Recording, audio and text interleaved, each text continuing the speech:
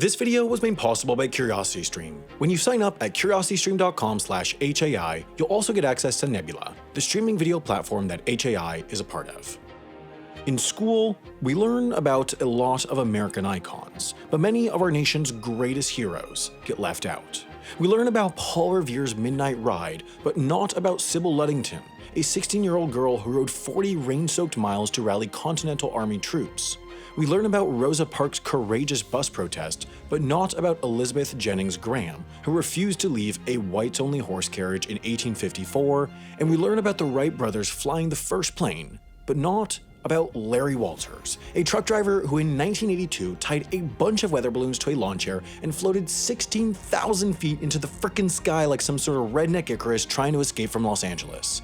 Today, we correct this grave omission in the ink of the American story. Today, we tell the tale of Lawnchair Larry.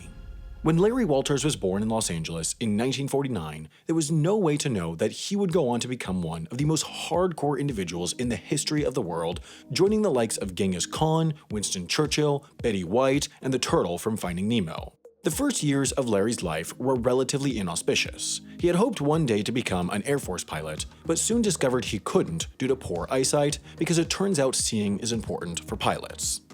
Despite his poor vision, at the age 13, he saw something that would forever change his life, and, dare I say, the entire course of aviation history. It was a couple of weather balloons hanging from the ceiling of a military surplus store.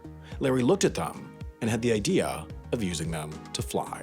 It was the type of seemingly impossible plan many of us had when we were young, like digging a hole so deep it went to China, or attaining social mobility in America, or getting through life without making the "I guess it's free" joke when a cashier has trouble scanning something.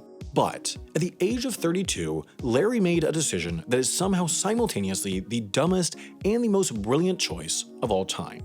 He purchased 45 8-foot weather balloons and a bunch of helium tanks and turned his childhood dream into a reality. Because that quantity of weather balloons isn't commercially available for normal people, Larry had to do what all great explorers must do: overcome his foes with the spirit of adventure. In this case, the foes were federal regulations, and the spirit of adventure was a fake form saying the balloons were for a TV commercial. Larry then gathered the rest of the high-tech gear necessary for his journey: a lawn chair, a sandwich, a pellet gun, a CB radio, a parachute, and of course, an ice-cold beer. And once he was ready, in blatant violation of FAA regulations, but firmly within the spirit of American greatness, he took off. Quickly, Larry began to ascend, both into the sky and into the pantheon of legendary explorers like Amerigo Vespucci and Dora. Soon, he reached 16,000 feet, about half the altitude that planes fly at, where the temperature is about 2 degrees Fahrenheit or negative 17 degrees Celsius. In other words, it's the type of situation where you'd probably want more than a lawn chair and a sandwich for protection.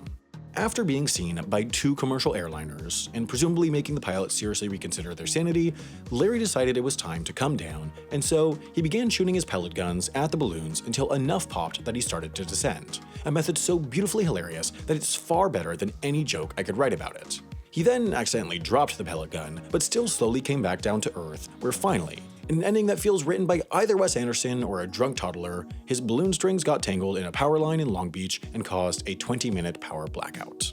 When Larry finally made it to the ground, something strange happened.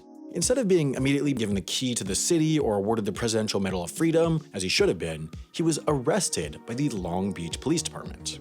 After Larry's arrest, they explained to local reporters, "We know he broke some part of the Federal Aviation Act, and as soon as we decide what part it is, some type of charge will be filed. If he had a pilot's license, we'd suspend that, but he doesn't." Eventually, Larry was fined $1,500 for various violations of the US Federal Aviation Regulations, which isn't so bad considering he got to be on Late Night with David Letterman, in an ad for Timex, and eventually in a YouTube video by a very cool and fun channel that you should totally subscribe to. Speaking of fun things that you should totally subscribe to, the CuriosityStream Nebula Bundle Package is the absolute best deal in streaming. For just $20 a year, you get access to 2 great streaming sites: CuriosityStream, home to thousands of top-quality documentaries and nonfiction shows, and Nebula, home to these special higher-budget projects from all your favorite online educational creators, like the game show by Tom Scott that I went on.